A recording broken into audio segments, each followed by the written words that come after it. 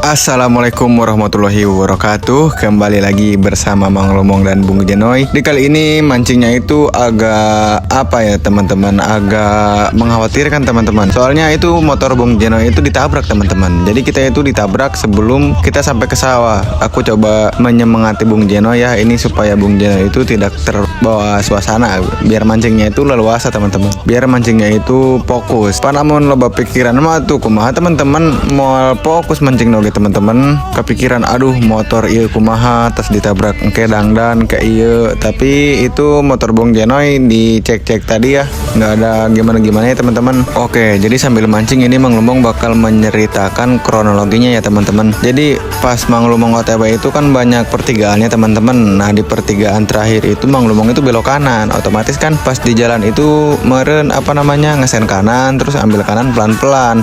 Nah pas banget mau belok teman-teman, dari arah kanan itu ada motor kayaknya nggak fokus atau gimana gitu, nabrak teman-teman, nabrak bagian knalpot motor Bung Jenoy. Itu nabraknya cukup kenceng teman-teman, sampai Mang Lumong sama Mang Jenoy itu dikerumuni warga teman-teman. Banyak yang ngecek lah, nanya gimana kenapa gitu teman-teman. Kayaknya mah si pengendara yang nabrak Mang Lumong itu sama Mang Jenoy itu tuh lagi main HP teman-teman. Soalnya pas awal nabrak kan dia jatuh, Mang Lumong juga jatuh, terus ada HP teman-teman. Jadi si pengendara itu HP-nya jatuh. Kalau misalnya dikantongin atau dimasukin ke tas kan itu logikanya gak mungkin jatuh itu HP teman-teman. Pasti dia itu lagi main HP, kalau enggak lagi gimana-gimana teman-teman. Mang Lumong juga sih sebenarnya gak mau suujon gitu kalau dia gak fokus, tapi dengan ciri-cirinya kayaknya dia emang lagi gak fokus teman-teman.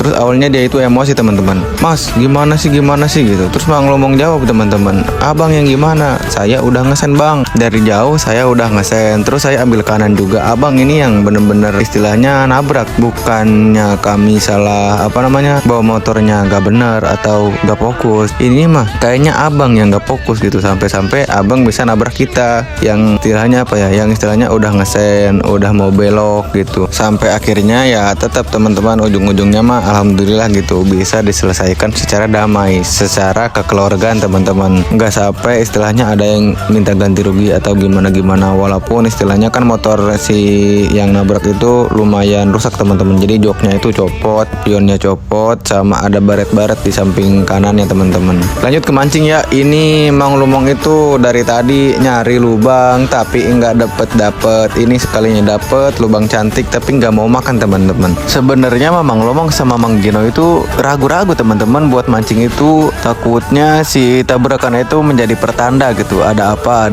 gitu di kondisi mancingnya itu. Tapi Mang Lumong ya berpikir positif aja teman-teman. Mungkin itu kenapa Mang Lumong ditabrak, mungkin biar kita semua itu lebih berhati-hati aja. Jadi yang namanya di jalan itu walaupun kita udah hati-hati, tapi orang lain bisa nggak hati-hati gitu teman-teman. Jadi kecelakaan itu bisa terjadi walaupun kita sudah hati-hati. Ngomong-ngomong belut kemana Mang Lumong sudah menggunakan teknik gire-gire Mandarin tapi belum ada pergerakan ini. Biasanya teknik gire-gire Mandarin itu gacor banget teman-teman. Nah ini Mang Lumong lagi gire-gire ya, tapi nggak ada sambaran. Ini Mang Lumong coba cek lubangnya ya, lubangnya itu apa mampet apa gimana gitu teman-teman. Padahal itu kan ada keongnya tuh.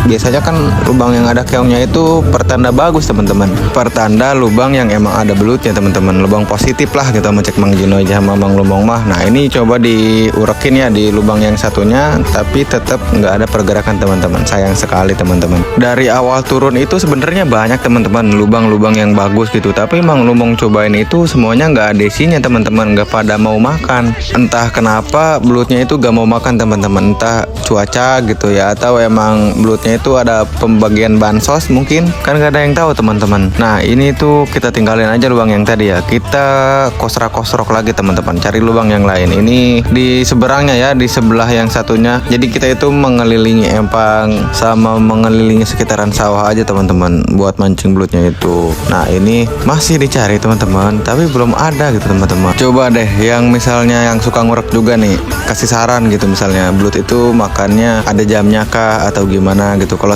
pengalaman Mang Lomong sama Mang Jenoy sih biasanya gacor-gacornya mah sore gitu. Apalagi spotnya yang emang terbuka gini. Kan kalau misalnya siang-siang panas pasti belut pada turun gitu. Terus kalau pagi kayaknya dia malam-malamnya udah nyari makan teman-teman. Jadinya si paginya itu di paginya masih kenyang teman-teman. Tapi ya nggak tahu sih kalau misalnya di daerah teman-teman mah. Soalnya ini kalau dilihat-lihat ya lubangnya pada bagus gitu. Terus apa namanya Mang Lomong juga nggak langsung ninggalin gitu. Dimasukin umpannya sampai dalam dulu gitu, ditungguin beberapa detik, misalnya sampai semenit gitu. Kalau nggak ada ya udah ditinggal. Kayak lubang yang ini nih, udah sekitar semenit ya Mang Lomong tinggal. Di lokasi Mang Lomong kali ini itu teman-teman apa namanya rame. Iya rame, banyak yang mancing ikan, ada anak-anak, ada orang dewasa, ada orang tua, ada perempuan juga. Karena emang kalau di Empang itu teman-teman, kalau di Empang ini ya aksesnya itu gampang. Jadi posisinya itu di pinggir jalan. Jadi kalau misalnya kita mancing kan ninggalin motor tuh biasanya. Nah kalau ini mah nggak perlu ditinggalin, bisa teman-teman. Jadi motornya masih kelihatan gitu. Kalau misalnya teman-teman takut motornya itu ada yang maling kalau ditinggalin mancing kan.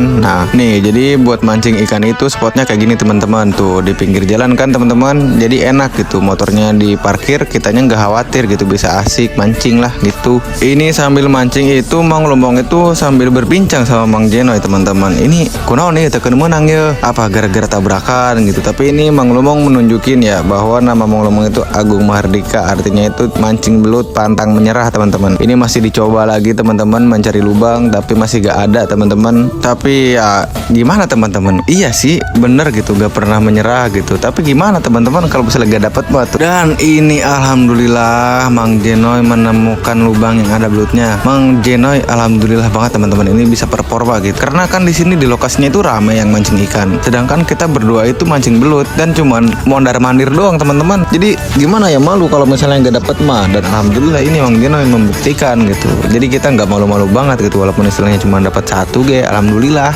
Jadi setrek Mang Jenoy kali ini itu pertama dan terakhir ya teman-teman. Tapi alhamdulillah gitu masih dapet. Terus teman-teman kan tadi Mang Lomong itu sempat seujun ya, gara-gara kita tabrakan gitu Mang Lomong jadi nggak dapet mancing belutnya gitu. Tapi ini kan dapet. Terus gini teman-teman, kita itu nggak boleh berprasangka buruk sama apapun yang kita alami teman-teman. Kita itu harus berprasangka baik, karena yang kita alami itu yaitu yang terbaik buat kita teman-teman. Sekian di video Mang Lomong kali ini. Jangan lupa